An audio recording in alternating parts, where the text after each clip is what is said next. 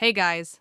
In today's video, I'll show you how to fix the "This version of YouTube is outdated" error in 2025. Make sure to watch till the end, and let's get started. First, open the Google Play Store on your mobile device. Tap on the search bar, type YouTube, and hit search.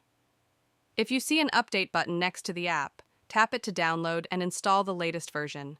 This usually fixes the issue. If there's no update available or the problem persists, try uninstalling and reinstalling the app.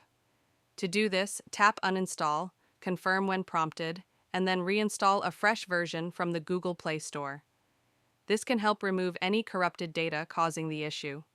If the error still appears, the next step is to clear YouTube's app data. Go back to your home screen, open Settings, and scroll down to Applications. Then, open App Manager, find YouTube, and select it from the list of installed apps. Tap Storage, then select Clear Data, and confirm by tapping Delete. Also, tap Clear Cache and confirm. This will reset any stored data that might be causing problems.